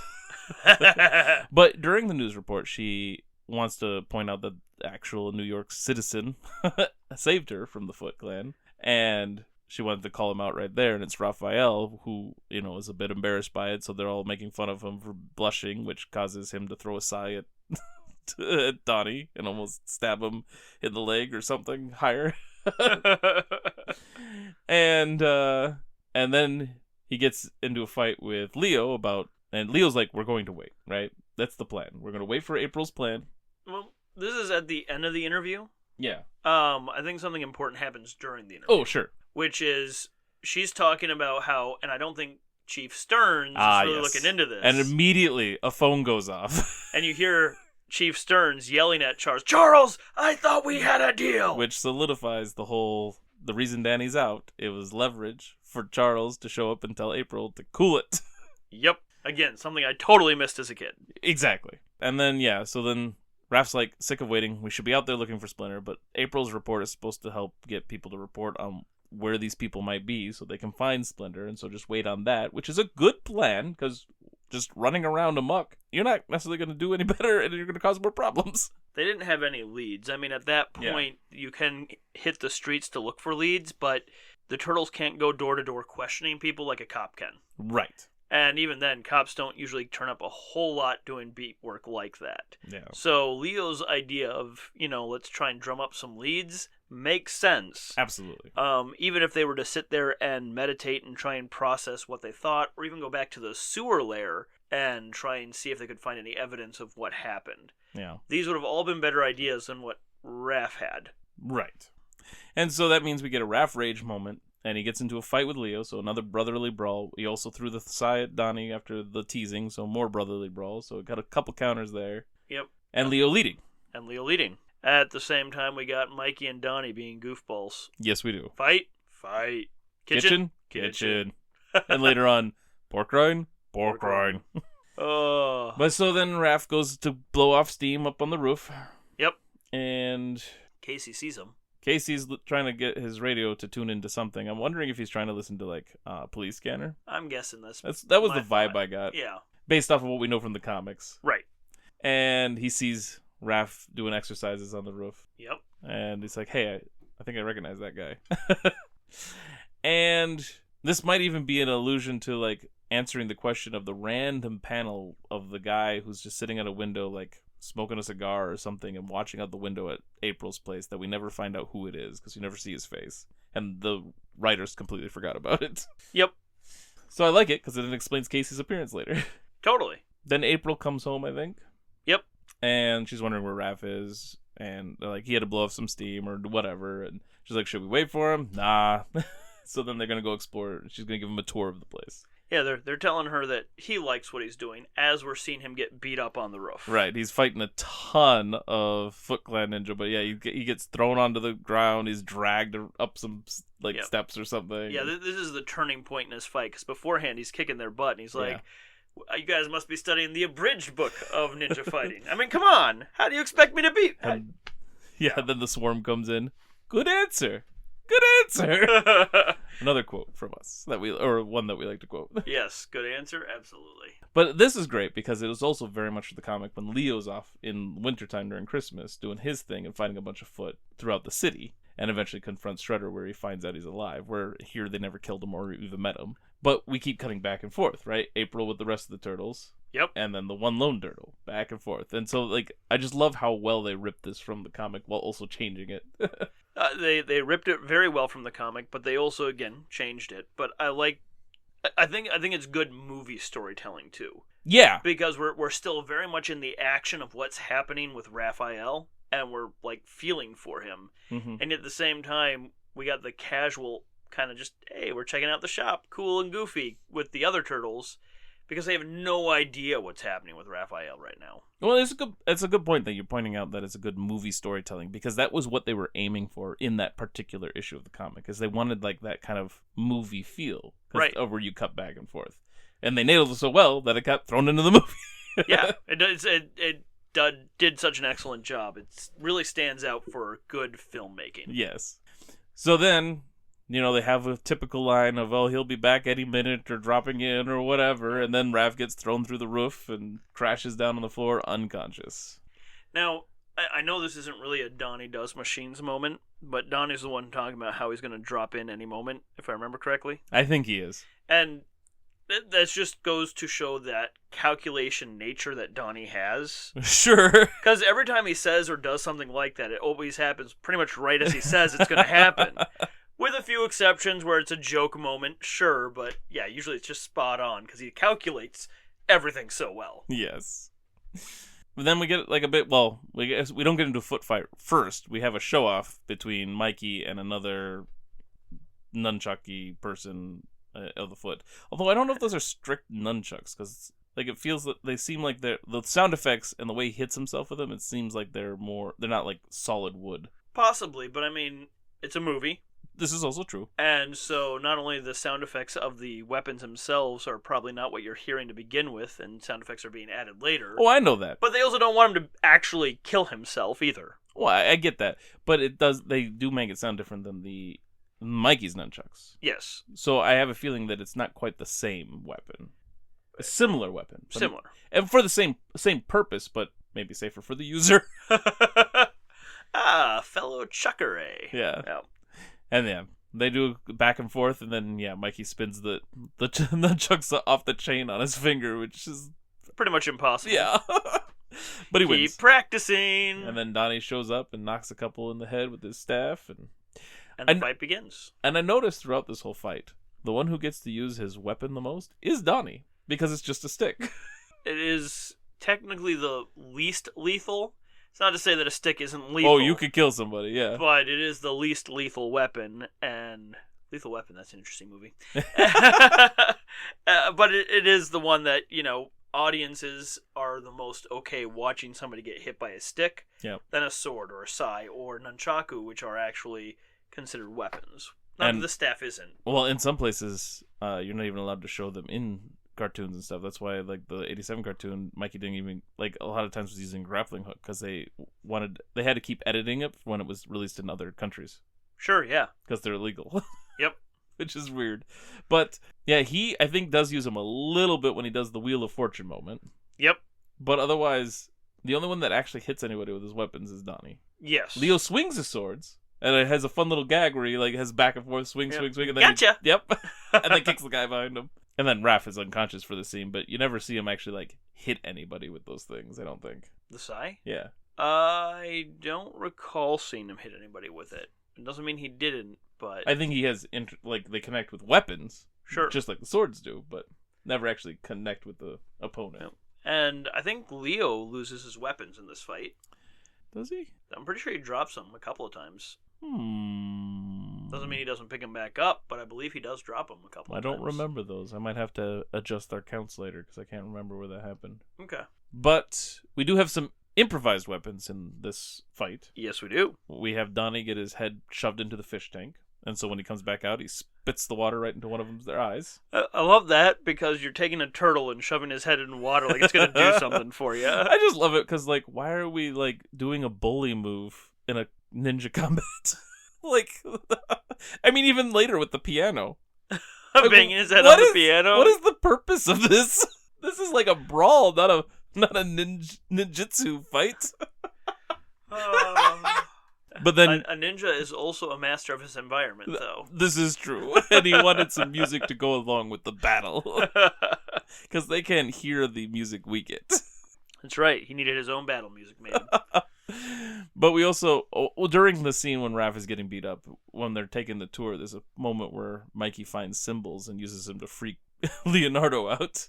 Oh, yeah, that's so funny. When they're back down there, he also uses those as a weapon. Weapon/shield. It's pretty fun. Yes. Yep. So that was our other improvised weapon. But before they get down there, they're still upstairs, I think, and fighting, and all the axes start getting used and whatever. And then Donnie's like, I don't know, structurally speaking, if this is a great time for your buddies to be dropping in.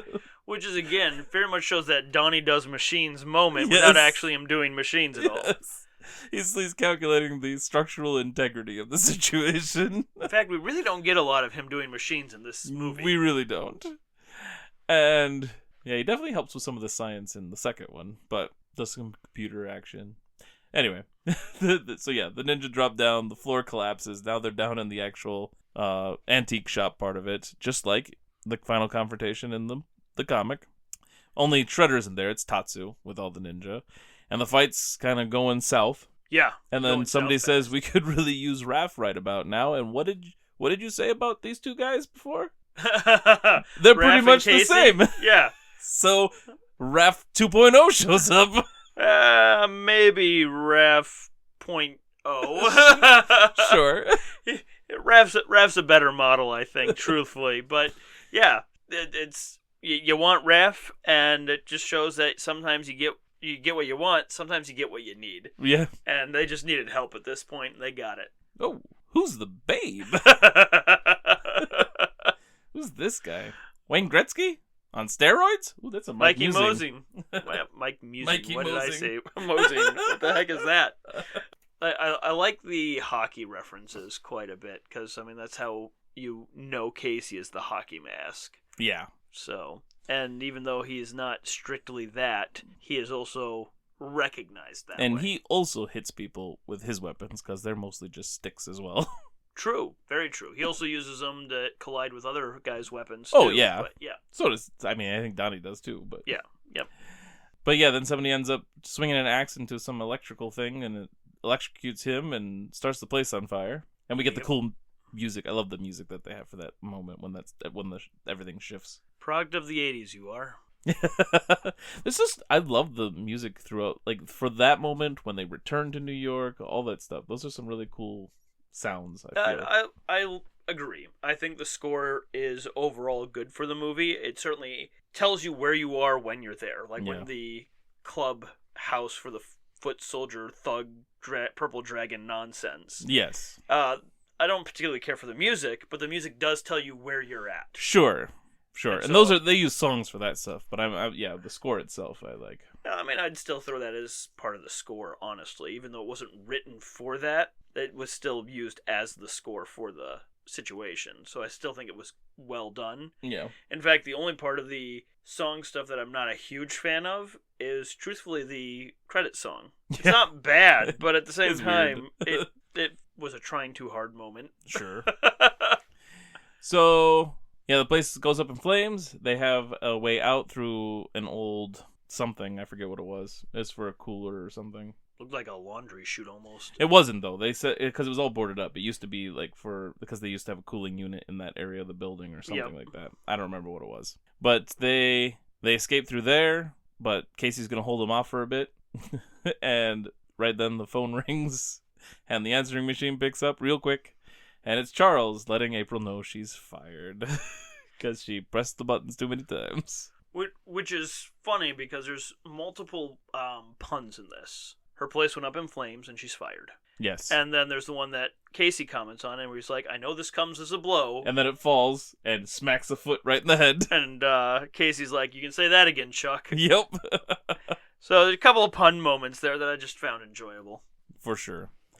And then we see them driving away in the van, which looks very much like April's van from the comics, which is also similar to the turtle van in the cartoon. Yep. Well, in the cartoon, it was originally her van. Right. That they modified. Yep. And she watches the fire consume the place. Now, this is a little different because they don't take her van in the comic. They take Casey's car with a little U-Haul trailer because it's actually his farmhouse, like his family's farmhouse that they go to. Whereas in the movie, and almost all the other incarnations that I can think of, it ends up being connected to April's family.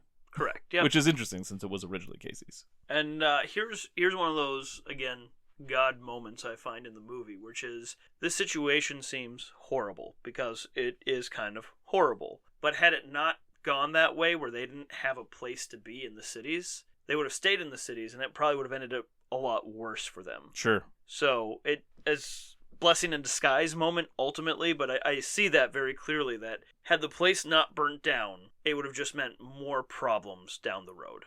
It was also a very big character moment for Danny because he also is on a rooftop watching it burn down and knowing that he caused that. Yes. And he's now questioning everything. If he's doing the right thing. So, again, blessing in disguise, one of those God moments where it's like everything seems terrible, but, you know, it's going to be for the best for everybody at the moment. But, unfortunately for the bad guys, the turtles escaped. And so we cut to the lair, or the bad guys' headquarters, I guess. And Shredder's trying to get answers out of Splinter, who still won't be talking to him. And we finally see Splinter. He's all chained up, almost like he's crucified. Just something I noticed. That doesn't seem to have any bearing on the Bible whatsoever, so I'm not sure where you're going with that. And Shredder's like, fed up with him, and he goes and he just stares at Tatsu. There's no communication, and then Tatsu rages. And I'm like, I don't think I understood that the first couple times as a kid I watched that, not really realizing it's because Shredder was staring at him because Tatsu failed. So yeah, Tatsu gets really angry and starts trashing the place or whatever, and somewhere after that I think we see the scene with Danny and Splinter, the first scene with Danny and Splinter. Well, so Tatsu's trashing the place, but he's also beating up some guys, and Danny sees that as well. That's right, and where he almost kills somebody. Yes. Yeah. He almost kills somebody else steps in, and then he almost dies instead. Yeah. So, yeah. Danny nice family. Exactly. Danny just, again, one step further to being like, am I doing the right thing? So, yeah, he ends up talking to Splinter. He's like, oh, you can talk. And Splinter gives him some lesson about fathers. All fathers love their sons. And I have a little bit of trouble with that one, because I don't know if that's always true. I question that. but I don't as much after watching Guardians of the Galaxy 2. I do like that movie. You know, he may be your father, I think he says, but he's not your daddy. Yep. So same kind of concept, right? If you're really a father, you're gonna love your son. And that's kind of where my head was at. I think Yeah. I hear where you're going. Yep. I mean, just because you're biologically related as the father figure does not make you a father. A true father does love his children. Right. Because, Would be another way to say that. Yeah, because I mean, I would also equate Shredder, as we were saying earlier, to being a father. Right. But he does not love the children that he has. Correct. But, you know, that's, again, a different type of father. Yeah. And that's part of it, too. Like, within the movie itself, I'm like, Yeah. Like, I think Charles does love Danny. They don't always probably show it well. They don't communicate well. But I think he does, and we see that later. We definitely see that at the end, yeah. But I'm like, but you have Shredder. Right. Obviously, Splinter loves his not biological children. Right. But a true father, I think, would have been a better way to say it, and But I think that's probably what he means. I think so. Yeah. But it just caused me pause, because I'm like, Right. Well, I mean, at the same time, going with that same thought, right? We've got our Father in heaven, Yes. who does love all his children, Yes. and then we have the Father of lies. Yes. And He loves his lies. He does love his lies. But we also see Jesus referencing, that is your father. True. Right? And if that's your father, the father of lies, he does not love you. No. But, again, it's a true father, a good father, or whatever, and Charles is a good father. Although Yes. talking to Danny, by putting that clarification on there, I don't think it would fit Danny's perspective, because he'd be like, well, my dad's not good then. My dad's not true. My dad's not... fill in the That's a blank. really good point, which would have been a mistake to say true father, like a real father or a good father. Right. Yeah. So, I think it's a Sensei Splinter moment for sure. Oh, well, yeah. But I think the way he did it, also he recognized the situation and used the right words for the right person. That's a good point. It's a really good point.